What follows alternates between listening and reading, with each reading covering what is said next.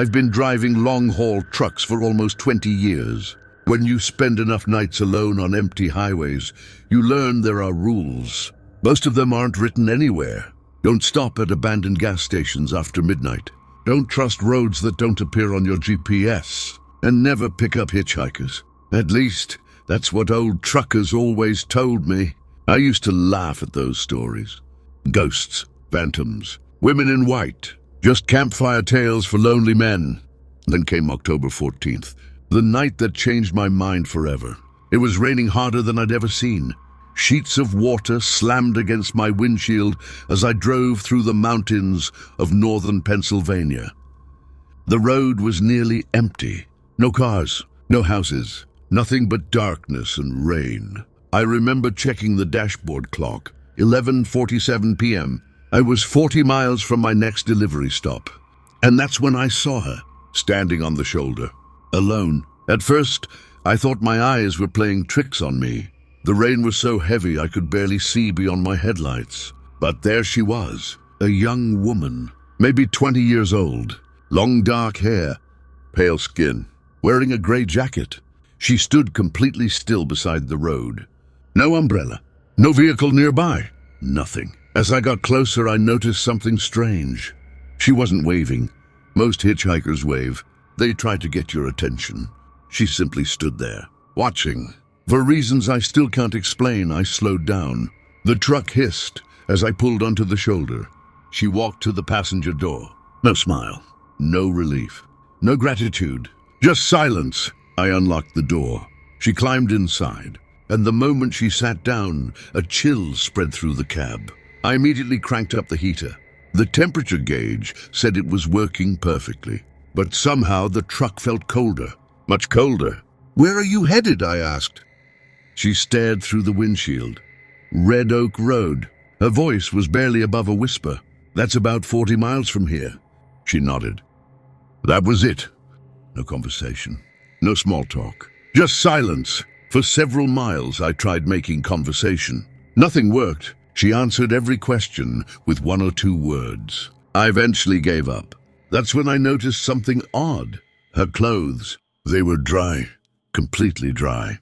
Outside, rain was falling so hard it sounded like rocks hitting the truck. Yet not a single drop of water clung to her jacket. Not one. I told myself I was imagining things. Maybe she had been standing under a tree. Maybe she had a raincoat.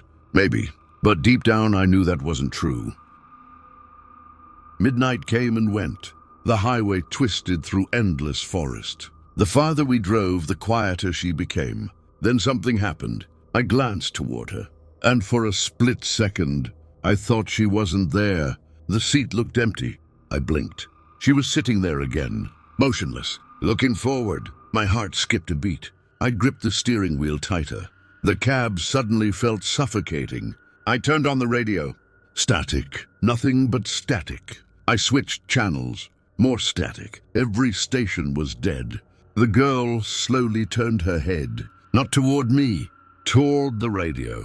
Then she whispered, "Almost there." Something about the way she said it made my stomach knot. A weathered sign emerged from the darkness. Red Oak Road. I felt relieved. Just a few more minutes and she'd be gone. The road narrowed as we entered an older part of the county. Ancient houses sat hidden among massive trees. Most appeared abandoned. Finally, she pointed ahead. A small white farmhouse. One light glowed inside. Here. I pulled into the driveway. The engine idled. Rain hammered the roof. I looked over. The passenger seat was empty. Completely empty. I nearly slammed on the brakes from shock. The door was still locked. She couldn't have gotten out. Not without me hearing it. Not without opening the door. Yet she was gone.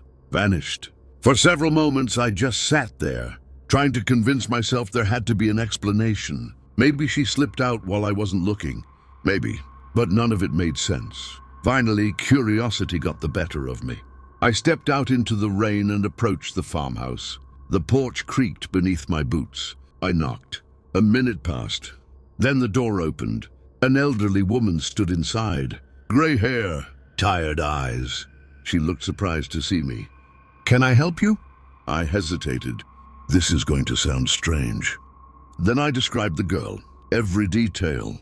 The hair, the jacket, the face, the quiet voice. As I spoke, the woman's expression changed. Her eyes widened. Her lips trembled. Then she began to cry. The woman covered her mouth. "Oh God." I felt my chest tighten. "What is it?" Without answering, she disappeared into another room. Moments later, she returned carrying an old framed photograph. She handed it to me. My blood turned cold. The girl in the photograph was the passenger. Exactly the same. Same face. Same eyes. Same gray jacket. I nearly dropped the frame. "Who is she?" The woman started crying harder.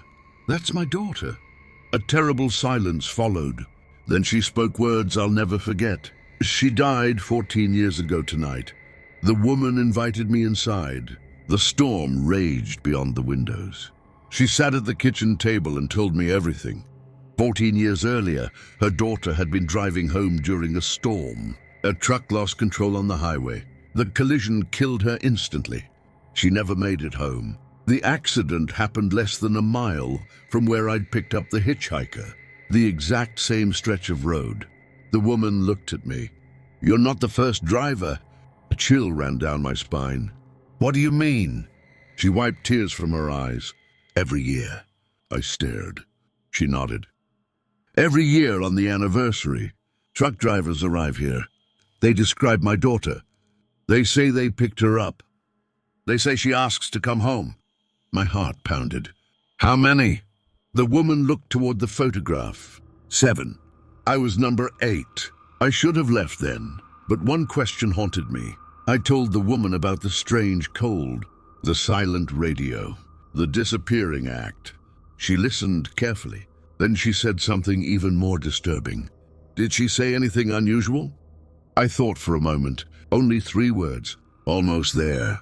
The woman suddenly froze. The color drained from her face. "What?" She pointed toward the photograph. Tears filled her eyes again. Those were her last words. A shiver crawled down my spine.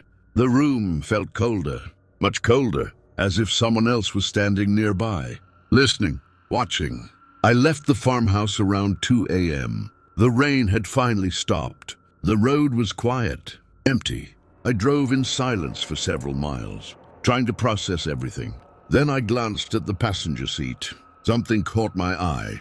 A small object rested against the door. A silver hair clip. I immediately pulled over. My hands were shaking. I knew it hadn't been there before. The next day I mailed it to the woman. A week later she called me.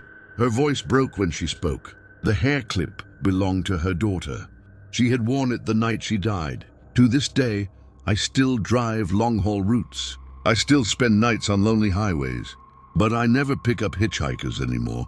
And every October 14th, when the rain starts falling, I avoid that road completely. Because sometimes, late at night, truckers still report seeing a young woman standing beside the highway, waiting, trying to get home. And if the stories are true, she's still almost there.